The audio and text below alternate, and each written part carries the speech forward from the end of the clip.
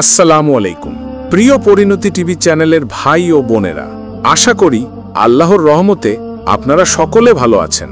আজ আমরা এমন একটি বিষয় নিয়ে আলোচনা করব যা আমাদের জীবনের সবচেয়ে গুরুত্বপূর্ণ সত্যের স্মরণ করিয়ে দেয়।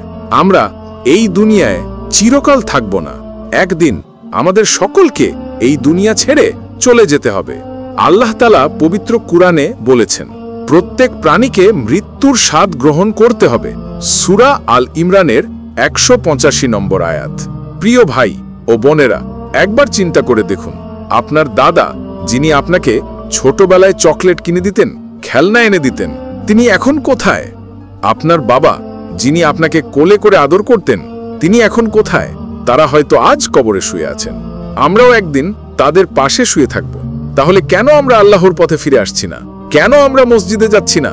কেন আমরা নামাজের প্রতি গুরুত্ব দিচ্ছি না?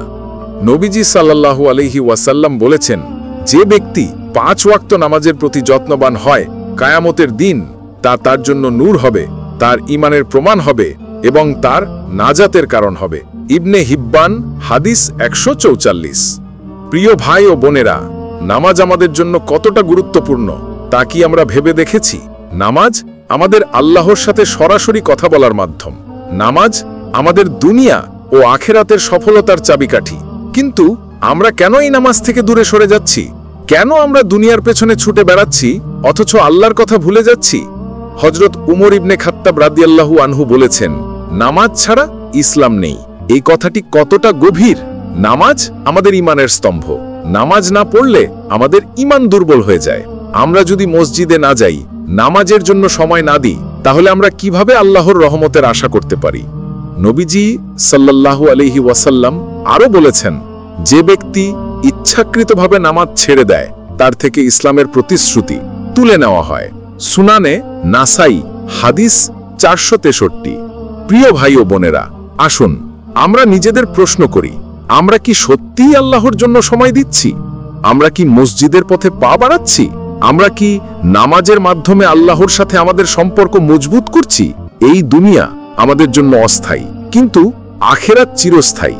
তাই আল্লাহর কাছে ফিরে আসুন, মসজিদে যান, নামাজ পড়ুন এবং আল্লাহর জিকিরে নিজের হৃদয়কে জীবন্ত করুন। আল্লাহ তাআলা বলেছেন, হে ঈমানদারগণ, আল্লাহকে বেশি বেশি স্মরণ করো। সূরা আল আযহাবের 41 নম্বর আয়াত। আসুন আমরা আজ থেকেই সিদ্ধান্ত নেই যে আমরা নিয়মিত নামাজ পড়ব, মসজিদে যাব এবং আল্লাহর কাছে ক্ষমা প্রার্থনা করব, কারণ আমাদের জীবনের প্রতিটি মুহূর্তই আল্লাহর হাতে। প্রিয় ভাই ও বোনেরা, একবার নিজের দিকে তাকিয়ে দেখুন। আমরা নামাজের সময় হয়তো ভুলে যাই, মসজিদের পথে পা বাড়াই না, কিন্তু চায়ের দোকানে বন্ধুদের সাথে আড্ডায়, দুনিয়ার ব্যস্ততায় আমাদের সময় কাটে ঠিকই। আমরা ভাবি, আরে এখন তো যৌবন, এখন দুনিয়া উপভোগ করি, বুড়ো বয়সে চিল্লা দিয়ে জামাতে গিয়ে হজ করে সব ঠিক করে ফেলব, আল্লাহর ওলি হয়ে যাব। কিন্তু ভাই, একবার ভেবে দেখুন, আপনি কি নিশ্চিত যে কাল সকালে আপনার চোখ খুলবে? আপনি কি জানেন আপনার শেষ নিঃশ্বাস কখন থেমে যাবে? আল্লাহ তাআলা পবিত্র কোরআনে বলেছেন, যখন তাদের নির্ধারিত সময় আসবে, তখন তারা এক মুহূর্তও পিছনে যেতে পারবে না, না এগিয়ে যেতে পারবে না। সূরা আন-নাহল 61। প্রিয় ভাই ও বোনেরা, মৃত্যু কখন আসবে তা কেউ জানে না। নবীজি সাল্লাল্লাহু আলাইহি ওয়াসাল্লাম বলেছেন, তোমরা এমন ভাবে জীবন যাপন করো যেন তুমি আজই মারা যাবে। ইবনে মাজাহ, হাদিস 1413। আমরা ভাবি কাল থেকে নামাজ পড়ব, কাল থেকে মসজিদে যাব, কিন্তু কালটা কি আমাদের হাতে আছে? হযরত হাসান বসরি রাহিমাহুল্লাহ বলেছেন, এই দুনিয়ার মানুষ দুই প্রকার, একজন যে দুনিয়ার জন্য নিজেকে বিক্রি করে দিয়েছে, আরেকজন যে আখিরাতের জন্য নিজেকে কিনে নিয়েছে। তাহলে আমরা কোন দলের মধ্যে আছি? আমরা কি দুনিয়ার পেছনে ছুটে নিজেকে ধ্বংস করছি, নাকি আল্লাহর পথে ফিরে নিজেকে বাঁচিয়ে নিচ্ছি? নবীজি সাল্লাল্লাহু আলাইহি ওয়াসাল্লাম আরো বলেছেন, যে ব্যক্তি একটি নামাজ ইচ্ছাকৃতভাবে ছেড়ে দেয়, তার নাম কিয়ামতের দিন কাফেরদের সাথে লেখা হবে। মুসনাদে আহমদ, হাদিস 6540। ভাই ও বোনেরা, এই কথা কি আমাদের হৃদয়ে ধাক্কা দেয় না? আমরা নামাজকে এত হালকাভাবে নিচ্ছি কেন? আমরা ভাবি শেষ বয়সে সব ঠিক করে নেব, কিন্তু শেষ বয়সের গ্যারান্টি কে দেবে? হযরত আলী রাদিয়াল্লাহু আনহু বলেছেন, আজকের কাজ কালের জন্য ফেলে রেখো না, কারণ কাল তুমি থাকবে কিনা তা কেউ জানে না। আমরা দুনিয়ার আড্ডায় ব্যস্ততায় সময় কাটিয়ে দিচ্ছি, কিন্তু মসজিদের দরজায় পা রাখছি না। নামাজের জন্য 5 মিনিট সময় বের করছি না, অথচ আল্লাহ তাআলা বলেছেন নিশ্চয়ই নামাজ মুমিনদের ওপর নির্ধারিত সময় ফরজ করা হয়েছে। সূরা আন-নিসা 103। প্রিয় ভাই ও বোনেরা, আসুন আর দেরি করি না, আজই মসজিদে যাই, আজই নামাজ শুরু করি, এই মুহূর্ত থেকে আল্লাহর কাছে ফিরে আসি। কারণ আমাদের জীবনের প্রতিটি নিঃশ্বাস আল্লাহর হাতে, আমরা জানি না কখন আমাদের সময় শেষ হয়ে যাবে। নবীজি সাল্লাল্লাহু আলাইহি ওয়াসাল্লাম বলেছেন, যে ব্যক্তি আল্লাহর কাছে তাওবা করে আল্লাহ তার তাওবা কবুল করেন, এমনকি তার আত্মা গলদেশে না আসা পর্যন্ত। তিরমিজি হাদিস 3537। তাই আসুন এখনই তাওবা করি, এখনই আল্লাহর কাছে ফিরে আসি, মসজিদে পা রাখি, নামাজে দাঁড়াই, আল্লাহর জিকিরে হৃদয়কে শান্ত করি। কারণ এই দুনিয়া ক্ষণস্থায়ী আর আখেরাত চিরস্থায়ী। একটি গ্রামে রাশেদ নামে একটি ছেলে ছিল। রাশেদ ছিল যুবক, সুদর্শন, কিন্তু তার একটি খারাপ স্বভাব ছিল। সে সবার সাথে বেয়াদবি করত, বাবা মার কথা শুনত না, প্রতিবেশীদের সাথে ঝগড়া করত, এমনকি বয়স্ক মানুষদেরও সে অপমান করত। গ্রামের মানুষ তাকে বোঝাতো, রাশেদ, এভাবে চললে তোমার জীবনের পরিণাম ভালো হবে না। কিন্তু রাশেদ হাসতো আর বলতো, আরে আমি তো তরুণ, এখনো অনেক সময় আছে, পরে সব ঠিক করে নেব। একদিন হঠাৎ রাশেদ অসুস্থ হয়ে পড়ল। কয়েকদিনের মধ্যেই তার অবস্থা এতটাই খারাপ হলো যে সে মারা গেল। গ্রামের মানুষ তার জানাজায় অংশ নিল, কিন্তু সবার মনে একটা ভয় ছিল। তারা ভাবছিল, রাশেদ এত বেয়াদবি করত, তার কি পরিণাম হবে। কয়েকদিন পর রাশেদের বাবা মা এক রাতে একই স্বপ্ন দেখলেন। তারা দেখলেন রাশেদ কবরে শুয়ে আছে আর তার চারপাশে ভয়ঙ্কর আগুন জ্বলছে। দুইজন ফেরেশতা তাকে কঠিন শাস্তি দিচ্ছে। রাশেদ কাঁদতে কাঁদতে বলছে, আমার বাবা মা, আমাকে বাঁচাও, আমি ভুল করেছি, আমি মানুষের সাথে বেয়াদবি করেছি, আমি আল্লাহর কথা ভুলে গিয়েছিলাম। স্বপ্নে তার বাবা মা কাঁদতে কাঁদতে জিজ্ঞেস করলেন, রাশেদ, কি হয়েছে তোমার? রাশেদ বলল, আমার বেয়াদবি আর অহংকার আমাকে এই আযাবের মধ্যে ডুবিয়েছে। আমি যদি আল্লাহর কাছে তাওবা করতাম, মানুষের সাথে ভালো ব্যবহার করতাম, তাহলে আজ এই অবস্থা হতো না। সকালে রাশেদের বাবা মা স্বপ্নের কথা গ্রামের একজন আলেমের কাছে বললেন। আলেম বললেন, এটি আল্লাহর পক্ষ থেকে সতর্কবাণী। রাশেদের জন্য দোয়া করুন আর নিজেদের জীবন সংশোধন করুন। মানুষের সাথে বেয়াদবি করা, অহংকার করা আল্লাহর কাছে মোটেই পছন্দ নয়।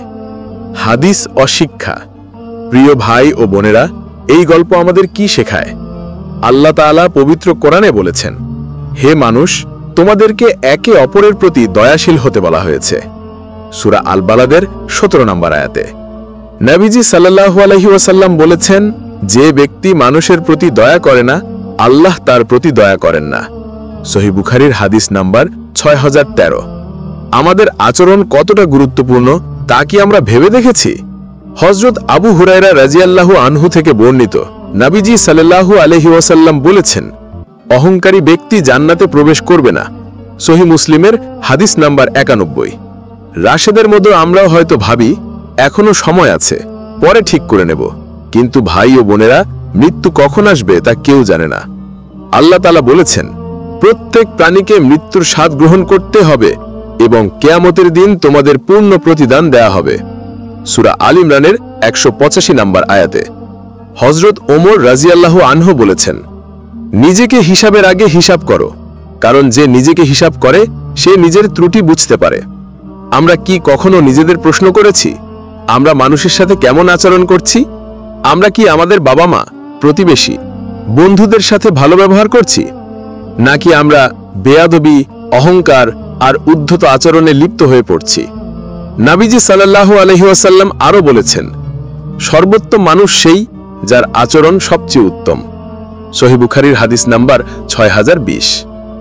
প্রিয় ভাই ও বোনেরা, রাশেদের গল্প আমাদের জন্য একটি সতর্কবাণী। আমরা যেন তার মতো ভুল না করি। আমরা যেন আজই আমাদের আচরণ সংশোধন করি, মানুষের সাথে ভালো ব্যবহার করি, বাবা মার সাথে নম্রভাবে কথা বলি, প্রতিবেশীদের সম্মান করি, আর সবচেয়ে গুরুত্বপূর্ণ, আল্লাহর কাছে তাওবা করি। কারণ আমাদের জীবনের প্রতিটি মুহূর্ত আল্লাহর হাতে।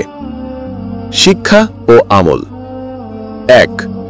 আজ থেকে আমরা প্রতিজ্ঞা করি যে আমরা কারো সাথে বেয়াদবি করব না। 2। আমরা নিয়মিত নামাজ পড়ব এবং মসজিদের সাথে সম্পর্ক বাড়াবো। 3। আমরা প্রতিদিন আল্লাহর কাছে ক্ষমা প্রার্থনা করব, নবীজি সাল্লাল্লাহু আলাইহি ওয়াসাল্লাম বলেছেন, নামাজ হলো দ্বীনের স্তম্ভ। যে ব্যক্তি নামাজ কায়েম করে সে দ্বীনকে কায়েম করে, আর যে নামাজ ছেড়ে দেয় সে দ্বীনকে ধ্বংস করে। বাইহাকি, শুআবুল ঈমান, হাদিস 2458। গল্প, আব্দুল্লাহর জীবন ও শিক্ষা। একটি ছোট গ্রামে আব্দুল্লাহ নামে একজন মানুষ বাস করতেন। আব্দুল্লাহ ছিলেন স্বাস্থ্যবান, ব্যবসায়ী, গ্রামের মানুষের কাছে পরিচিত। কিন্তু একটি জিনিসে তিনি সবার কাছে আলোচিত ছিলেন, তিনি কখনো নামাজ পড়তেন না।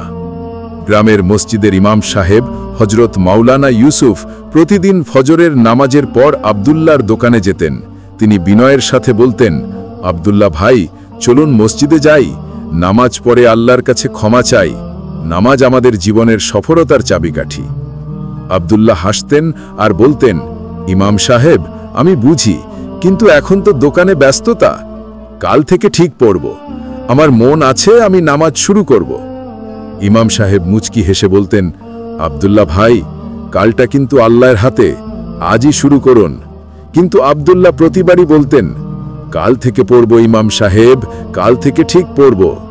এভাবে দিন যায়, মাস যায়, আব্দুল্লাহর জীবন চলতে থাকে। তিনি দোকানে ব্যস্ত, বন্ধুদের সাথে আড্ডায় মগ্ন, কিন্তু মসজিদের দিকে তার পা পড়ে না। একদিন সন্ধ্যায় আব্দুল্লাহ বাজার থেকে বাড়ি ফিরছিলেন। হঠাৎ তিনি বুকে তীব্র ব্যথা অনুভব করলেন। রাস্তার পাশে লুটিয়ে পড়লেন। গ্রামের মানুষ তাকে দ্রুত হাসপাতালে নিয়ে গেল, কিন্তু আল্লাহর হুকুমে আব্দুল্লাহ আর বেঁচে ফিরলেন না। তার জীবনের শেষ মুহূর্তে তিনি বলছিলেন, আমাকে একটু সময় দাও, আমি নামাজ পড়ব। কিন্তু সময় আর তার হাতে ছিল না। আব্দুল্লাহর মৃত্যুর পর গ্রামের মানুষ শোকে মুহ্যমান। ইমাম সাহেব তার জানাজার নামাজ পড়ালেন, কিন্তু তিনি বারবার বলছিলেন, আমি আব্দুল্লাহকে বারবার ডেকেছি, কিন্তু সে শোনেনি। আল্লাহ আমাদের সবাইকে হিদায়াত দিন। কয়েক রাত পর আব্দুল্লাহর স্ত্রী একটি স্বপ্ন দেখলেন। তিনি দেখলেন আব্দুল্লাহ অন্ধকার কবরে শুয়ে আছেন। তার চারপাশে ভয়ঙ্কর পরিবেশ। ফেরেশতারা তাকে জিজ্ঞাসা করছেন, তুমি কেন নামাজ পড়নি? তুমি কেন আল্লাহর ডাকে সাড়া দাওনি? আব্দুল্লাহ কাঁদতে কাঁদতে বলছেন, আমাকে আরেকটি সুযোগ দাও, আমি কাল থেকে পড়ব বলেছিলাম, কিন্তু কাল আর এলো না। সকালে আব্দুল্লাহর স্ত্রী কান্নায় ভেঙে পড়লেন। তিনি ইমাম সাহেবের কাছে গিয়ে স্বপ্নের কথা বললেন। ইমাম সাহেব চোখে পানি নিয়ে বললেন, এটি আল্লাহর পক্ষ থেকে সতর্কবাণী। আব্দুল্লাহর জন্য দোয়া করুন আর নিজের জীবন সংশোধন করুন। নামাজ ছাড়া জীবন অর্থহীন। শিক্ষা ও বয়ান। প্রিয় ভাই ও বোনেরা, আব্দুল্লাহর গল্প আমাদের কি শেখায়? আমরা কতজন আছি যারা বলি, কাল থেকে নামাজ পড়ব, কাল থেকে মসজিদে যাব, কিন্তু সেই কাল কি আমাদের জন্য নিশ্চিত? আল্লাহ তাআলা পবিত্র কোরআনে বলেছেন, নিশ্চয়ই নামাজ মুমিনদের উপর নির্ধারিত সময়ে ফরজ করা হয়েছে। সূরা আন-নিসা 103। আমরা কেন সময় নষ্ট করছি? নামাজ কি এতই তুচ্ছ যে আমরা এটাকে পিছিয়ে দিচ্ছি? হযরত আবু হুরায়রা রাদিয়াল্লাহু আনহু থেকে বর্ণিত, নবীজি সাল্লাল্লাহু আলাইহি ওয়াসাল্লাম বলেছেন, কিয়ামতের দিন সর্বপ্রথম যে বিষয়ে মানুষের হিসাব নেওয়া হবে তা হলো নামাজ। যদি নামাজ ঠিক থাকে তবে তার সব আমল ঠিক হয়ে যাবে, আর যদি নামাজ নষ্ট হয় তবে তার সব আমল নষ্ট হয়ে যাবে। তিরমিজি, হাদিস 413। প্রিয় ভাই ও বোনেরা, আব্দুল্লাহর মতো আমরাও কি ভাবছি যে কাল থেকে ঠিক করে নেব? কিন্তু যদি সেই কাল না আসে?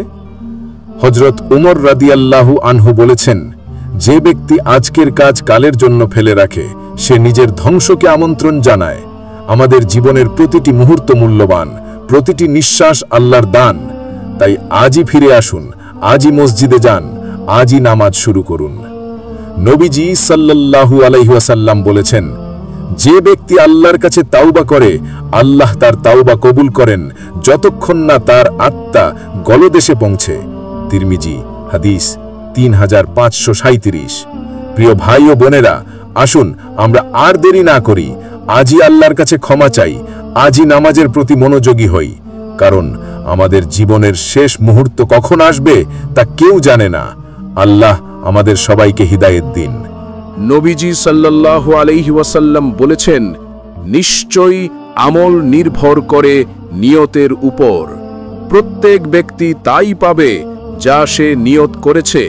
সহিহ বুখারী হাদিস 1।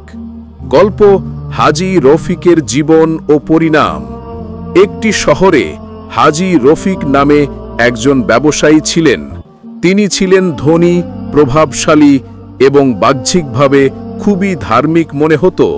তিনি সব সময় মাথায় টুপি, গায়ে পাঞ্জাবি পরতেন, 5 ওয়াক্ত নামাজ মসজিদে গিয়ে জামাতের সাথে পড়তেন।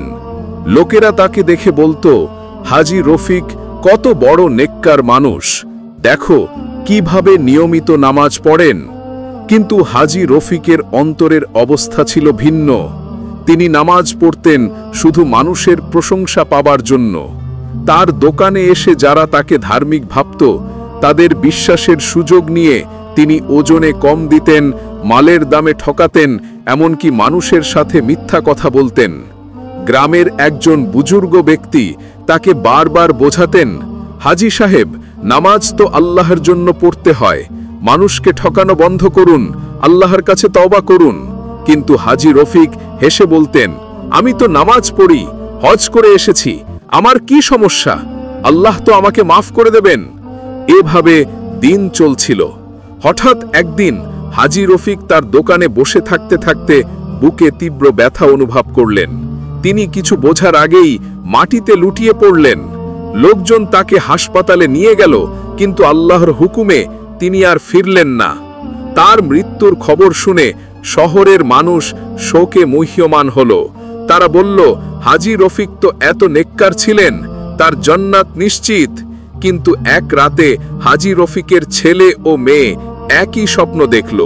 তারা দেখল তাদের বাবা অন্ধকার কবরে শুয়ে আছেন, তার শরীরে বিশাল সাপ জড়িয়ে তাকে দংশন করছে। হাজী রফিক কাঁদতে কাঁদতে বলছেন, আমার ছেলে মেয়ে, আমাকে বাঁচাও, আমি মানুষকে ঠকিয়েছি, নামাজ দিয়ে লোক দেখিয়েছি, আমার নিয়ত ঠিক ছিল না, এখন আমি আযাবের মধ্যে আছি। তার ছেলে মেয়ে কাঁদতে কাঁদতে বললেন, বাবা, আমরা এখন কি করব? হাজী রফিক বললেন, তোমরা আল্লাহর কাছে আমার জন্য দোয়া করো আর নিজেদের জীবন সংশোধন করো। নামাজ শুধু আল্লাহর জন্য পড়ো, মানুষকে ঠকিও না। সকালে হাজী রফিকের ছেলে ও মেয়ে স্বপ্নের কথা মসজিদের ইমাম সাহেবকে বললেন। ইমাম সাহেব চোখে পানি নিয়ে বললেন, এটি আল্লাহর পক্ষ থেকে সতর্কবাণী। হাজী রফিকের জন্য দোয়া করুন আর নিজেদের নিয়ত ঠিক করুন। নামাজ আল্লাহর জন্য হতে হবে, মানুষের প্রশংসার জন্য নয়। শিক্ষা ও বয়ান। প্রিয় ভাই ও বোনেরা, হাজী রফিকের গল্প আমাদের কি শেখায়? আমরা হয়তো বাহ্যিকভাবে নামাজ পড়ি, মসজিদে যাই, কিন্তু আমাদের নিয়ত কি আল্লাহর জন্য, নাকি আমরা লোক দেখানোর জন্য আমল করছি? আল্লাহ তাআলা পবিত্র কোরআনে বলেছেন, যারা তাদের নামাজে লোক দেখানোর জন্য রিয়া করে, তারা তাদের প্রভুর স্মরণ থেকে মুখ ফিরিয়ে নেয়। সূরা মাউন 6-7। হযরত ওমর রাদিয়াল্লাহু আনহু বলেছেন, তোমার আমলের নিয়ত ঠিক রাখো, কারণ আল্লাহ তোমার অন্তর দেখেন, তোমার বাহ্যিক চেহারা নয়। আমরা যদি নামাজ পড়ি, তবে তা কি আল্লাহর সন্তুষ্টির জন্য? আমরা যদি মানুষের সাথে ব্যবসা করি, তবে তা কি সৎভাবে করি? হাজী রফিকের মতো আমরা যদি মানুষকে ঠকাই, তাহলে আমাদের নামাজ কি আল্লাহর কাছে কবুল হবে? নবীজি সাল্লাল্লাহু আলাইহি ওয়াসাল্লাম বলেছেন, যে ব্যক্তি মানুষকে ঠকায়, সে আমার উম্মতের মধ্যে গণ্য হবে না। সহিহ মুসলিম হাদিস 102। প্রিয় ভাই ও বোনেরা, হাজী রফিকের গল্প আমাদের জন্য একটি সতর্কবাণী। আমরা যেন আমাদের নিয়ত ঠিক করি, নামাজ শুধু আল্লাহর জন্য পড়ি, ব্যবসায় সততা বজায় রাখি, মানুষের সাথে ভালো ব্যবহার করি, কারণ আমাদের জীবনের প্রতিটি মুহূর্ত আল্লাহর হাতে। আমরা জানি না কখন আমাদের শেষ সময় আসবে। নবীজি সাল্লাল্লাহু আলাইহি ওয়াসাল্লাম আরো বলেছেন, যে ব্যক্তি আল্লাহর কাছে সৎ নিয়তে তওবা করে, আল্লাহ তার তওবা কবুল করেন। ইবনে মাজাহ হাদিস 4250। আসুন আমরা আজই আমাদের নিয়ত ঠিক করি, নামাজ শুধু আল্লাহর জন্য পড়ি, মানুষের সাথে সৎ ব্যবহার করি, আল্লাহর কাছে ক্ষমা প্রার্থনা করি, কারণ আমাদের জীবন ক্ষণস্থায়ী আর আখিরাত চিরস্থায়ী। নবীজি সাল্লাল্লাহু আলাইহি ওয়াসাল্লাম বলেছেন, যে ব্যক্তি আল্লাহর জিকিরে নিমগ্ন থাকে, আল্লাহ তার জন্য জান্নাতে একটি বাড়ি তৈরি করেন। তিরমিজি হাদিস 2914 রুটি বিক্রেতা হাসানের জীবন। একটি ছোট শহরে হাসান নামে একজন দরিদ্র রুটি বিক্রেতা বাস করতেন। হাসান ছিলেন সাধারণ মানুষ। পুরনো কাপড় পরতেন, মাথায় একটি ছেঁড়া টুপি আর হাতে একটি ঝুড়ি নিয়ে প্রতিদিন শহরের রাস্তায় রাস্তায় রুটি বিক্রি করতেন। তার কণ্ঠে সবসময় শোনা যেত, গরম গরম রুটি, তাজা রুটি। কিন্তু যে কথাটি কেউ শুনত না তা হলো তার হৃদয়ের জিকির। হাসান যখন রুটি বিক্রি করতেন তার মুখে সবসময় চলত সুবহানাল্লাহ, সুবহানাল্লাহ, সুবহানাল্লাহ। তার হৃদয় ছিল আল্লাহর জিকিরে ভরা। তিনি দিনের শুরু থেকে শেষ পর্যন্ত আল্লাহর নাম স্মরণ করতেন। হাসানের জীবন ছিল কঠিন। তার ঘরে খাবারের অভাব ছিল, সন্তানদের জন্য নতুন জামা কেনার সামর্থ্য ছিল না। তবুও তিনি কখনো হতাশ হতেন না। তিনি বলতেন, আল্লাহ আমাকে যা দিয়েছেন তাতেই আমি খুশি, আমার জিকিরই আমার সম্পদ। তার রুটি কিনতে আসা গ্রাহকদের সাথে তিনি সবসময় হাসি মুখে কথা বলতেন, কাউকে কখনো ঠকাতেন না। এমনকি কোনো গরিব মানুষ রুটি কিনতে না পারলে তিনি নিজের ঝুড়ি থেকে বিনামূল্যে রুটি দিয়ে দিতেন। এই শহরে আরেকজন ব্যক্তি ছিলেন, নাম হযরত শাইখ আব্দুল কাদির। তিনি ছিলেন এলাকার বিখ্যাত আল্লাহর ওলি, যিনি দিনরাত আল্লাহর ইবাদতে মগ্ন থাকতেন। মানুষ তার কাছে দোয়া উপদেশ নিতে আসত। শাইখ আব্দুল কাদিরের জীবন ছিল সাধারণ মানুষের জন্য আদর্শ। এক রাতে তিনি একটি স্বপ্ন দেখলেন। স্বপ্নে একজন ফেরেশতা এসে তাকে বললেন, আব্দুল কাদির, তোমার এলাকায় তোমার থেকেও বড় একজন আল্লাহর ওলি আছেন, তিনি রুটি বিক্রি করেন। তুমি তার সাথে দেখা করো, তার হাতে হাত মেলাও এবং তার জীবন থেকে শিক্ষা নিয়ে মানুষকে জানাও। শায়েখ আব্দুল কাদির সকালে ঘুম থেকে উঠে অবাক হলেন। তিনি ভাবলেন, রুটি বিক্রেতা, আমার থেকে বড় আল্লাহর ওলি, এটা কিভাবে সম্ভব? তিনি দ্রুত শহরের রাস্তায় বের হলেন। কিছুক্ষণ ঘুরে তিনি হাসানকে দেখতে পেলেন, যিনি ঝুড়ি হাতে গরম রুটি বলে চিৎকার করছেন। শায়েখ আব্দুল কাদির তার কাছে গিয়ে বললেন, ভাই, আপনার নাম কি? হাসান হাসি মুখে বললেন, আমি হাসান, একজন দরিদ্র রুটি বিক্রেতা। শায়েখ আব্দুল কাদির তার হাত ধরে বললেন, ভাই, আমি স্বপ্নে আপনার কথা শুনেছি, আপনি কি করেন আমাকে বলুন। হাসান লজ্জায় মাথা নিচু করে বললেন, হুজুর, আমি তো কিছুই করি না, আমি শুধু রুটি বিক্রি করি আর মনে মনে সুবহানাল্লাহ পড়ি।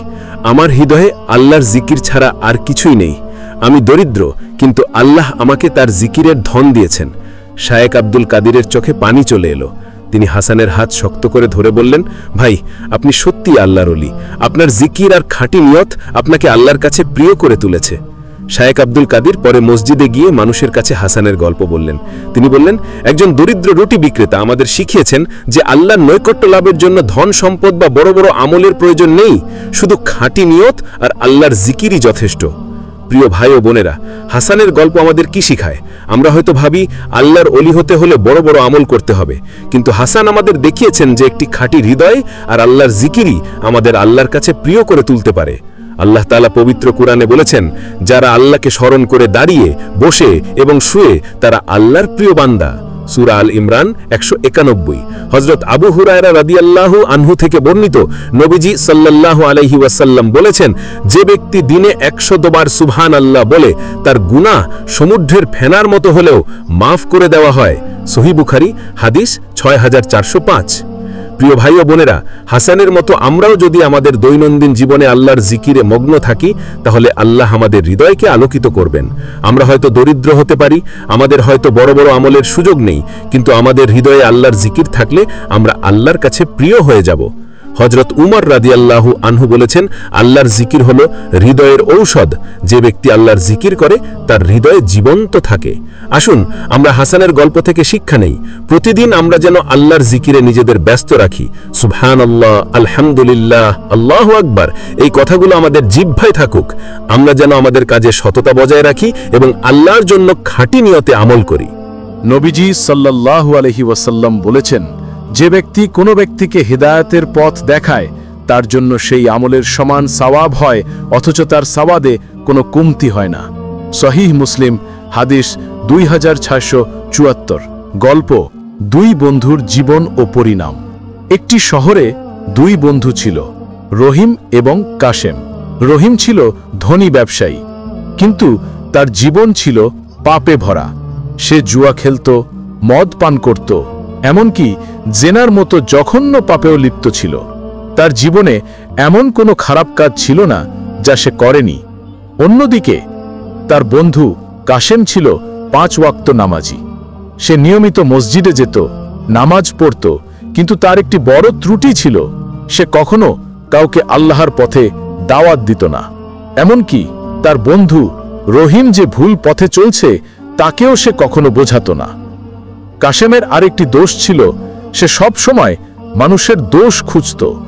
সে রহিমের খারাপ কাজ নিয়ে সবার কাছে আলোচনা করত, কিন্তু কখনো তাকে সঠিক পথে আনার চেষ্টা করেনি। একদিন রহিমের হৃদয়ে পরিবর্তন এলো। একটি মসজিদের সামনে দিয়ে যাওয়ার সময় সে একজন আলেমের বয়ান শুনল। বয়ানে আলেম বলছিলেন, আল্লাহ তাওবা কবুল করেন যতক্ষণ না সূর্য পশ্চিম দিক থেকে ওঠে। এই কথা রহিমের হৃদয়ে গেঁথে গেল।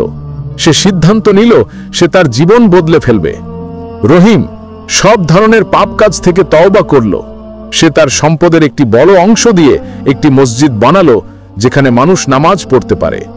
সে একটি এতিমখানা তৈরি করল যেখানে গরিব শিশুরা খাবার, শিক্ষা আর আশ্রয় পায়।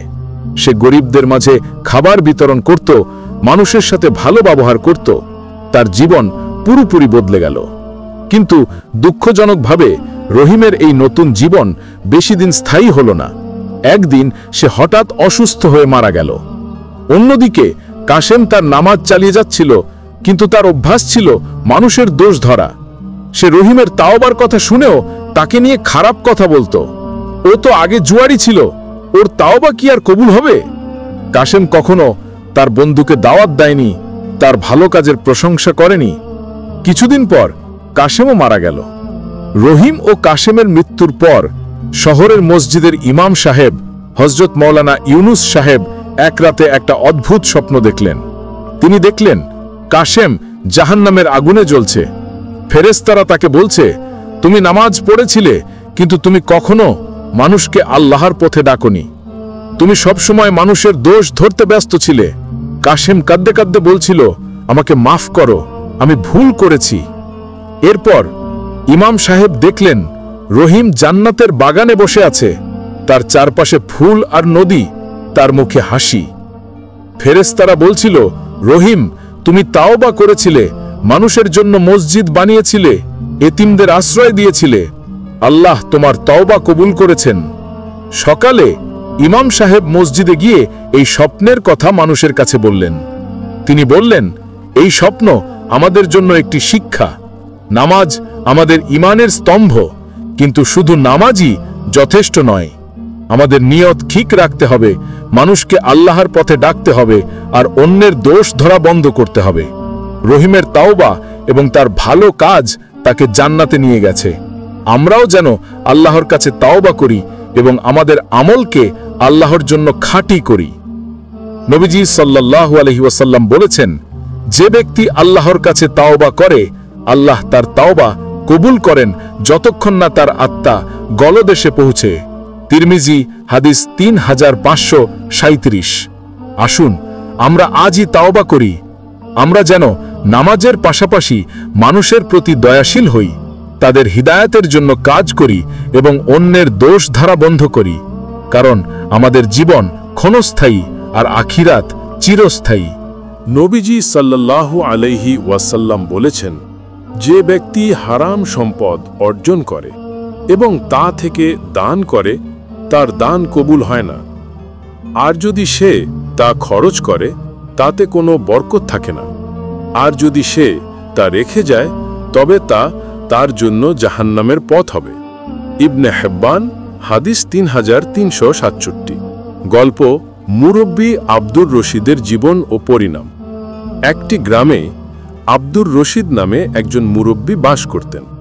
তিনি ছিলেন বয়স্ক, 5 ওয়াক্ত নামাজি এবং গ্রামের মানুষের কাছে সম্মানিত। প্রতিদিন তিনি গ্রামের চায়ের দোকানে গিয়ে বসতেন, চা খেতেন আর গল্প করতেন। তার কথাবার্তার মূল বিষয় ছিল তার ছেলে জামালের গল্প। তিনি গর্ব করে বলতেন, দেখো, আমার ছেলে জামাল বিদেশ থেকে আমার জন্য এই লাইট পাঠিয়েছে। দেখো, এই জামাকাপড় বিদেশ থেকে এনেছে। তার হাতে থাকতো দামি ঘড়ি, গায়ে নতুন পাঞ্জাবি আর মুখে সব সময় ছেলের প্রশংসা। গ্রামের লোকজন অবাক হয়ে বলতো, চাচা, আপনার ছেলে কি করে? কিছুদিন আগেও তো আপনারা ভাত খেতে পারতেন না। আব্দুর রশিদ হাসি মুখে বলতেন, আমার ছেলে এখন সরকারি চাকরি করে। তার কাজের জন্য বিভিন্ন দেশে যেতে হয়, সেখান থেকে আমার জন্য এসব জিনিস পাঠায়। কিন্তু গ্রামের কিছু মানুষ জানত জামাল একজন ঘুষখোর। সে সরকারি চাকরির সুযোগ নিয়ে ঘুষ নিত, মানুষের কাছ থেকে অন্যায়ভাবে টাকা আদায় করত। এই টাকায় সে বিদেশে যেত, দামি জিনিস কিনত এবং বাবার জন্য পাঠাত। একদিন চায়ের দোকানে বসে একজন বুজুর্গ ব্যক্তি আব্দুর রশিদকে বললেন, চাচা, আপনি কি জানেন আপনার ছেলের এই হারাম উপার্জনের কারণে আপনার জাহান্নামে যেতে হতে পারে? আব্দুর রশিদ কিছুটা রেগে বললেন, আমি তো 5 ওয়াক্ত নামাজ পড়ি, কোরআন তিলাওয়াত করি, আমার কি দোষ? আমার ছেলে যা করে তা তার ব্যাপার। বুজুর্গ ব্যক্তি বললেন, চাচা, আপনি যদি হারাম খান তাহলে আপনার নামাজ কি আল্লাহ কবুল করবেন? কিন্তু আব্দুর রশিদ তা মানতে চাইলেন না। এভাবে দিন যাচ্ছিল। হঠাৎ একদিন আব্দুর রশিদ গ্রামের পথে হাঁটতে হাঁটতে হৃদরোগে আক্রান্ত হয়ে মারা গেলেন। তার মৃত্যুতে গ্রামের মানুষ শোকে মুহ্যমান হল। তার জানাজায় অনেক মানুষ জড়ো হল। কিন্তু কয়েক রাত পরে তার ছেলে জামাল একটি ভয়ঙ্কর স্বপ্ন দেখল। সে দেখল তার বাবা অন্ধকার কবরে শুয়ে আছেন, তার শরীরে আগুন জ্বলছে, আর ফেরেশতারা তাকে বলছেন, তুমি হারাম খেয়েছ, তোমার ছেলের ঘুষের টাকায় জীবন যাপন করেছ, এখন এই আযাব তোমার জন্য। আব্দুর রশিদ কাঁদতে কাঁদতে বলছেন, আমার ছেলে, তুমি ঘুষ বন্ধ করো, আমার জন্য দোয়া করো। জামাল ভয়ে কাঁপতে কাঁপতে ঘুম থেকে উঠল। সে দ্রুত গ্রামের মসজিদে গিয়ে ইমাম সাহেবের কাছে স্বপ্নের কথা বলল। ইমাম সাহেব গম্ভীর কণ্ঠে বললেন, জামাল, এটি আল্লাহর পক্ষ থেকে সতর্কবাণী। তোমার বাবা হারাম খেয়েছেন, আর তুমি সেই হারাম উপার্জন করেছ। এখন থেকে ঘুষখোরি বন্ধ করো, তওবা করো, তোমার বাবার জন্য দোয়া করো এবং নিজের জীবন সংশোধন করো।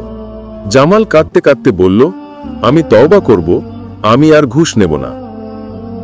ইমাম সাহেব পরে মসজিদে গ্রামের মানুষকে এই ঘটনা বললেন। তিনি বললেন, আব্দুর রশিদের গল্প আমাদের শিক্ষা দেয় যে নামাজের পাশাপাশি আমাদের উপার্জন হালাল হতে হবে। হারাম খেলে আমাদের আমল কবুল হয় না। শিক্ষা ও বয়ান। প্রিয় ভাই ও বোনেরা, আব্দুর রশিদের গল্প আমাদের কি শেখায়? আমরা হয়তো নামাজ পড়ি, কিন্তু আমাদের জীবনযাপন যদি হারামের উপর নির্ভর করে, তাহলে সেই নামাজ কি আল্লাহর কাছে কবুল হবে? আল্লাহ তাআলা পবিত্র কোরআনে বলেছেন, হে ঈমানদারগণ, তোমাদের জন্য যে হালাল ও পবিত্র রিজিক দেওয়া হয়েছে তা থেকে খাও এবং আল্লাহর শুকরিয়া আদায় করো। সূরা আল বাকারা 172। হযরত আবু হুরায়রা রাদিয়াল্লাহু আনহু থেকে বর্ণিত, নবীজি সাল্লাল্লাহু আলাইহি ওয়াসাল্লাম বলেছেন, যে ব্যক্তি হারাম উপার্জন করে এবং সেটা তার শরীরে প্রবেশ করে, তবে তার জন্য জাহান্নামের আগুনই উপযুক্ত। মুসনাদে আহমদ হাদিস 8809।